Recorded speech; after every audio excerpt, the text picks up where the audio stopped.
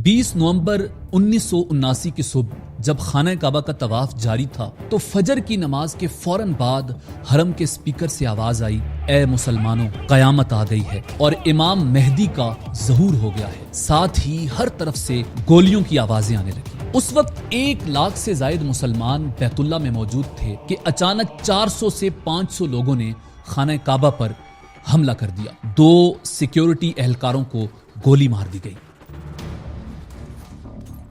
اس کے بعد جس کی بھی اونچی آواز آتی اسے مار دیا جاتا۔ احرام باندھے ہوئے مسلمان ڈر گئے اور بیت اللہ میں ہر طرف افراتفری پھیل گئی۔ ان 400 سے 500 مسلح لوگوں نے خانہ کعبہ کا طواف روک دیا اور سب لوگوں کو زمین پر بٹھا دیا۔ یہ تقریباً 40 سال پہلے کی بات ہے۔ تاریخ میں ایک بار پھر خانہ کعبہ کا طواف روک دیا گیا تھا۔ آخر کون تھے وہ لوگ اور اس دن کیا ہوا تھا؟ کیوں خانہ کعبہ پر حملہ کیا گیا اور کتنے دن وہ محاصرہ جاری رہا؟ کس نے خانہ کعبہ کو ان باغیوں سے آزاد کروایا؟ اس آپریشن میں پرویز مشرف نے کیا کردار ادا کیا؟ یہی ہماری آج کی ویڈیو کا موضوع ہوگا اور آج ہم آپ کو اس دن ہونے والے حملے اور بازیابی کی مکمل داستان سنائیں گے۔ میں ہوں Adil Jahangir, welcome to info at عادل۔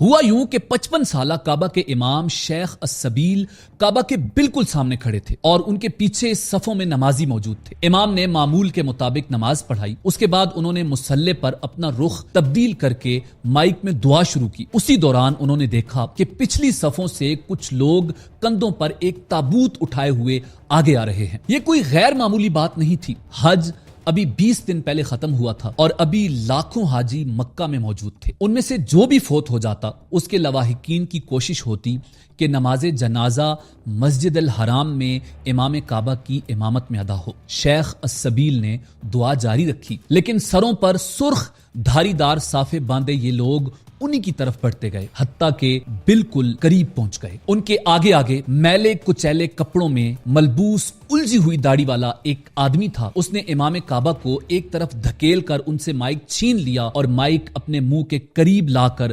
بدوی عربی میں پوری طاقت سے چیخا، برادران اسلام، اللہ اکبر، مہدی کا ظہور ہو گیا ہے۔ اسی دوران اس کے ساتھیوں نے اپنے اس تابوت میں چھپی ہوئی کلاشنکوفیں نکال کر لہرانی اور جوابی نعرے لگانے شروع کر دیے۔ مہدی کا ظہور ہو گیا ہے، مہدی کا ظہور ہو گیا ہے۔ مکمل حملے کے بعد لیڈر جوہیمان العتیبی نامی 33 سالہ سعودی شہری سامنے آیا اور اس نے امام مہدی کی آمد کا اعلان کر دیا اور اپنے ہی ایک ساتھی کو سب کے سامنے بلا کر کہا کہ یہ محمد بن عبداللہ القحطانی ہے اور یہ امام مہدی ہے۔ آپ سب پر فرض ہے کہ اس کے ہاتھ پر بیعت کرو۔ کہا جاتا ہے کہ وہ رشتے میں اس کا بہنوئی تھا۔ حملہ آوروں کی قیادت کرنے والے اس شخص جوہیمان بن محمد بن سیف العتیبی کا تعلق نجد کے ایک مشہور بدو قبیلے سے تھا۔ خانہ کعبہ میں داخل ہو کر دروازے بند کر دیے گئے اور 1 لاکھ نمازیوں کو یرغمال بنا کر مسجد کو اپنے کنٹرول میں لے لیا گیا۔ طواف کعبہ روک دیا گیا۔ اس نے اپنے بہنوئی محمد بن عبداللہ القحطانی کو امام مہدی قرار دے دیا۔ یہ صدیوں میں پہلا موقع تھا جب خانہ کعبہ عام مسلمانوں کے لیے بند کر دیا گیا تھا۔ سعودی حکومت نے فوراً اپنی فوج تیار کی اور ان کو خانہ کعبہ کی طرف بھیجا، مگر خانہ کعبہ کے تقدس کی وجہ سے یا کم تربیت کی وجہ سے وہ بھی کچھ نہ کر سکے۔ اور دوسری وجہ یہ تھی کہ جوہیمان کے گروپ میں موجود سنائپرز میناروں کے اوپر بیٹھ گئے تھے اور اپنی پوزیشنز سیٹ کر لی تھی۔ باہر سے جو بھی فوجی سامنے آتا یا جو بھی گاڑی نظر آتی وہ بھون دیتے اور اچانک بڑا حملہ کرنے سے 1 لاکھ لوگوں کی جانوں کو خطرہ تھا جو ان باغیوں کے قبضے میں تھے اور خانہ کعبہ کی بلڈنگ کو بھی خطرہ تھا۔ سعودی حکومت نے میڈیا مکمل طور پر بند کر دیا تھا تاکہ اس واقعے کے بارے میں کسی کو خبر نہ ہو، لیکن وہ اس میں بھی مکمل طور پر کامیاب نہ ہوئے۔ پاکستان میں اس خبر کے آنے کے بعد اسلام آباد میں امریکن سفارت خانے پر حملہ کر دیا گیا تھا کیونکہ ایران کی جانب سے اسے امریکی اور صہیونی سازش قرار دیا گیا تھا۔ پوری دنیا میں یہ خبر پھیل گئی اور وہاں موجود پوری دنیا سے آئے ہوئے عمرہ زائرین میں سے بہت سارے مارے جا چکے تھے۔ خانہ کعبہ پر باغیوں نے مکمل کنٹرول حاصل کر لیا تھا اور جو بات کرتا اس کو گولی مار دی جاتی۔ آپ سوچ رہے ہوں گے کہ اچانک ایسا کیسے ممکن ہوا؟ دراصل باغیوں کا لیڈر جوہیمان العتیبی اس سے پہلے سعودی قومی گارڈ کا اور سعودی فوج کا بھی حصہ رہا تھا. وہ سارے راستے جانتا تھا. اسے ایک ایک خفیہ جگہ کا پتہ تھا. اس کا باپ بھی آل سعود کے ساتھ اٹھتا بیٹھتا تھا. جوہیمان ایک وقت میں سعودی مفتی اعظم کا شاگرد بھی رہا تھا اور وہ کئی سالوں سے سعودی حکومت کے خلاف کام کر رہا تھا اور کئی بار جیل بھی جا چکا تھا. یہ سارا پلان کئی سالوں سے چل رہا تھا. خانہ کعبہ کے اندر اسلحہ مرنے والوں کے کوفنز میں ڈال کر سپلائی کیا جا رہا تھا اور یہ کام اتنے خفیہ طریقے سے کیا جا رہا تھا کہ کسی کو خبر نہیں تھی. اور یوں 20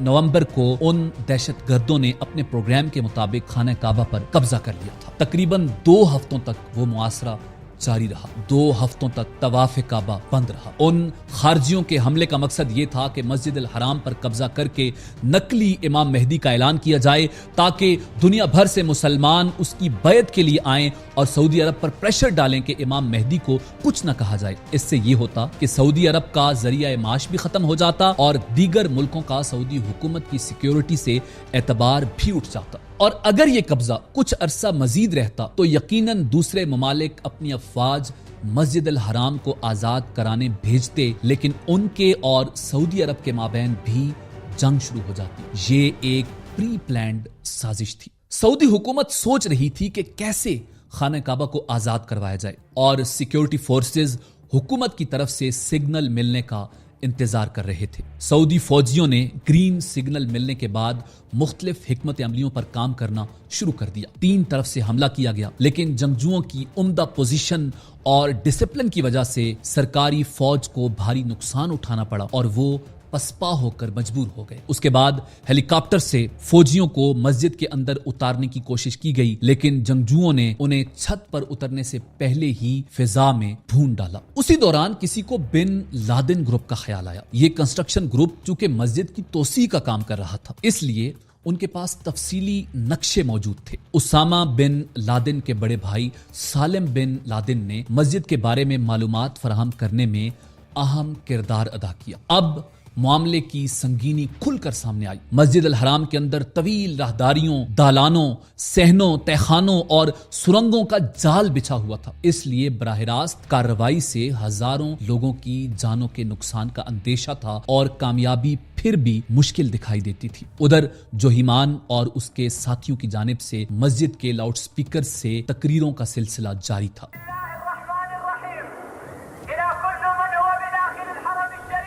اب انہوں نے اپنے مطالبات پیش کرنا شروع کر دیے تھے، جن کا لب لباب یہ تھا کہ مغربی ملکوں سے رابطے توڑ دیے جائیں، حکومت کا تختہ الٹ دیا جائے، امریکہ کو تیل کی فراہمی روک دی جائے اور تمام غیر ملکیوں کو سعودی عرب سے نکال دیا جائے. چوتھے روز سیکیورٹی فورسز کے اہلکار مسجد کی کچھ دیواروں میں سوراخ کر کے اندر گھس گئے اور بعض حصوں پر کنٹرول حاصل کر لیا گیا، لیکن حاجیوں کی بڑی تعداد اب بھی جنگجوؤں کے قبضے میں تھی. سعودی فوجیوں نے بھی کچھ باغیوں کو فائر مار کر ہلاک کر دیا تھا، مگر مکمل قبضہ ابھی تک ان کے پاس تھا. مختلف دروازوں سے سعودی فوجی داخل ہونے کی کوشش کر رہے تھے. باغی عورتیں اپنے مردہ ساتھیوں کے چہرے مسخ کر دیتی تھیں تاکہ ان کی شناخت نہ ہو سکے. اسی دوران اچانک مبینہ امام مہدی قحطانی کے سر میں ایک فائر لگا اور وہ مارا گیا اور اس کی لاش اس حالت میں سیکیورٹی حکام کے قبضے میں آ گئی کہ چہرہ سلامت رہ گیا. اس سے بعض جنگجو سکتے میں آ گئے کہ اگر امام مہدی ہی مارا گیا ہے تو دنیا پر غلبہ کون پائے گا اور بقیہ بشارتیں کیسے پوری ہوں گی. البتہ جوہیمان نے سر توڑ کوشش کی کہ قحطانی کی موت کی خبر کو کسی نہ کسی طرح دبایا جائے، مگر وہ ناکام رہا. ادھر فوجی دماغ سر جوڑے بیٹھے تھے کہ باغیوں سے خانہ کعبہ کو کس طرح آزاد کروایا جائے. کسی نے منصوبہ پیش کیا کہ سرنگوں میں پانی چھوڑ دیا جائے اور پھر اس پانی میں بجلی چھوڑ دی جائے. دلچسپ بات یہ ہے کہ پاکستان میں بہت سے لوگ سمجھتے ہیں کہ اس منصوبے پر عمل ہوا تھا اور اسی طریقے سے باغیوں پر قابو پایا گیا تھا، لیکن حقیقت یہ ہے کہ یہ پلان رد ہو گیا تھا، کیونکہ ایک تو مکہ میں اتنا پانی ہی نہیں تھا کہ دنیا کی سب سے بڑی مسجد کو بھر سکے جس کا وسیع و عریض رقبہ تھا، اور حملہ آوروں کے علاوہ حاجیوں کی بڑے پیمانے پر تعداد وہاں موجود تھی جن کی ہلاکتوں کا اندیشہ تھا۔ سعودی سیکیورٹی چیف ترکی الفیصل نے اس موقع پر کہا تھا کہ کعبہ کو بھرنے کے لیے ریڈ سی بھی ناکافی ہوگا۔ جب سعودی حکام عاجز آ گئے تو انہوں نے فیصلہ کیا کہ بیرونی مدد حاصل کی جائے۔ اس وقت امریکن CIA کے کمانڈوز سعودی سپاہیوں کو تربیت دے رہے تھے، لیکن صورتحال کی نزاکت کے پیش نظر فیصلہ کیا گیا کہ اس موقع پر امریکہ کے ملوث ہونے کے سیاسی اثرات پڑیں گے، اس لیے نگاہ انتخاب نسبتاً نیوٹرل اور ملک کے فرانس پر پڑی۔ اس وقت فرانسیسی سیکرٹ سروسز کے سربراہ کاؤنٹ کلاؤڈ الیگزینڈر تھے۔ فرانسیسی حکومت کے ذریعے ان سے رابطہ کیا گیا تو انہوں نے تجویز پیش کی کہ کعبہ کے اندر گیس چھوڑ دی جائے جس سے باغی اور یرغمالی دونوں بے ہوش ہو جائیں گے اور یوں حملہ آوروں پر آسانی سے قابو پایا جا سکتا ہے۔ اس مقصد کی خاطر فرانسیسی خفیہ ادارے GIGN کے 3 کمانڈوز کو ہنگامی بنیادوں پر سعودی عرب روانہ کیا گیا، لیکن یہاں ایک مسئلہ درپیش تھا کہ سعودی قانون کی روح سے حرم کی حدود میں کوئی غیر مسلم داخل نہیں ہو سکتا۔ یہ بھی کہا جاتا ہے کہ پہلے ان تینوں کو عارضی طور پر کلمہ پڑھایا گیا اور پھر مکہ پہنچا دیا گیا۔ انہوں نے اپنا کام فوراً شروع کر دیا۔ مسجد کی وسعت کا معاملہ پھر آڑے آیا، اس میں دالانوں، صحنوں اور راہداریوں کی کثرت تھی جن میں سے اکثر حصے کھلے تھے، اس لیے گیس کا خاطر خواہ اثر نہیں ہوا۔ لیکن اسی دوران سعودی حکام نے دوسرا آپریشن شروع کر رکھا تھا۔ جو ہی گیس داخل کی گئی اس کے ساتھ ہی ماسک پہنے ہوئے سپاہیوں نے مسجد کی دیوار میں سوراخ کر لیے اور وہاں سے اندر گرینیڈ پھینکنا شروع کر دیے، جس سے بہت سے یرغمالی بھی ہلاک ہو گئے۔ اس وقت محاصرے کو 14 دن گزر چکے تھے۔ باغیوں کا اسلحہ، خوراک اور ہمت ختم ہو چکے تھے۔ اوپر سے مبینہ امام مہدی بھی مارے جا چکے تھے، اس لیے بچے کھچے باغیوں نے 4 دسمبر کو اپنے آپ کو حکام کے حوالے کر دیا۔ ان میں جوہیمان العتیبی بھی شامل تھا۔ سعودی انٹیلیجنس کے سربراہ شہزادہ ترکی الفیصل جوہیمان کو دیکھنے ہاسپٹل گئے تو اس نے شہزادے کا ہاتھ تھام لیا اور کہنے لگا کہ شاہ خالد سے کہو مجھے معاف کر دیں، میں آئندہ ایسا کوئی کام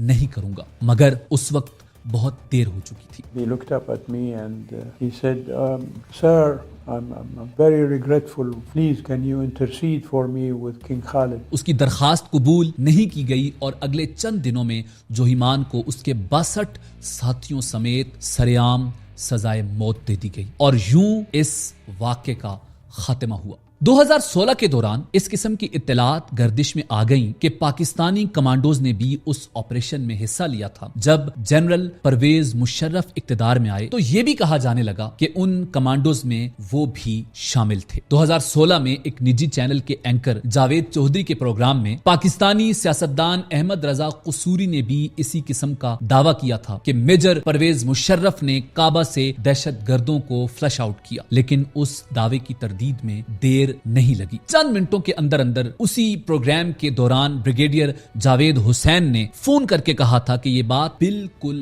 غلط ہے اور پاکستانی کمانڈوز اس کارروائی میں شامل نہیں تھے۔ رپورٹ کے مطابق اگر پرویز مشرف نے اس کارروائی میں حصہ لیا ہوتا تو وہ اس کا ذکر اپنی کتاب ان دی لائن آف فائر میں ضرور کرتے۔ اس کتاب میں انہوں نے 1979 کے متفرق واقعات تو لکھے ہیں لیکن مکہ میں ہونے والے کسی آپریشن کا ذکر نہیں کیا، بلکہ کتاب کے صفحہ نمبر 65 پر لکھتے ہیں کہ 1978 میں وہ لیفٹیننٹ کرنل بن گئے تھے اور 1979 میں بطور میجر مشرف والی تھیوری تو یہی غلط ثابت ہو گئی۔ اسی صفحے پر آگے چل کر وہ لکھتے ہیں کہ 1979 میں ان کی posting command and staff college میں بطور انسٹرکٹر ہو گئی تھی۔ ظاہر ہے کہ ایسی صورتحال میں ان کی بطور میجر کمانڈو مکہ میں تعیناتی خارج از بحث ہو جاتی ہے۔ وہ 1979 کے واقعات کا ذکر کرتے ہوئے یہ تک بتاتے ہیں کہ انہوں نے سٹاف کالج میں بغیر پرچی کے تقریر کرنے کا ہنر سیکھ لیا تھا۔ کیسے انہوں نے 15 مختلف ملکوں سے آئے ہوئے لوگوں کے ساتھ بڑا یادگار وقت گزارا، مگر اگر مشرف نے کوئی ذکر نہیں کیا تو اس آپریشن کا۔ پرویز مشرف اپنے سید ہونے پر ناز کرتے تھے اور بصد فخر کہتے تھے کہ میرے لیے خانہ کعبہ کا دروازہ کھولا گیا تھا، لیکن یہ ان سے کبھی نہیں سنا کہ خانہ کعبہ کو آزاد کروانے میں کردار ادا کیا۔ یہ بھی کہا جاتا ہے کہ پاکستان کی طرف سے اس آپریشن میں حصہ تو لیا گیا تھا، مگر اس آپریشن کو میجر سید وقار کمانڈ کر رہے تھے۔ اس 2 ہفتے مسلسل جاری رہنے والے محاصرے کے بعد بالآخر مسجد الحرام کو باغیوں سے چھڑا لیا گیا، کئی باغیوں کو ہلاک کر دیا گیا اور جوہیمان العتیبی اور اس کے ساتھیوں کو 6 جرموں کے ارتکاب پر سعودی قاضیوں نے سزائے موت دی، اور وہ جرائم یہ تھے: مسجد الحرام کا تقدس پامال کرنا، ناحق مسلمانوں کا قتل، حاکم وقت کی نافرمانی، مسجد الحرام میں نماز کی ادائیگی کو روکنا، امام مہدی کا جھوٹا دعویٰ، معصوم مسلمانوں کو اپنے مقاصد کے اصول کے لیے استعمال کرنا۔ ناظرین، اسی امید کے ساتھ اجازت دیجیے کہ آپ کو ہماری ویڈیو پسند آئی ہوگی۔ ملتے ہیں بہت جلد ایک نئی تاریخی، تحقیقی اور معلوماتی ویڈیو کے ساتھ۔ دیکھتے رہیے info@adil۔ اللہ رب العزت آپ کا حامی و ناصر ہو۔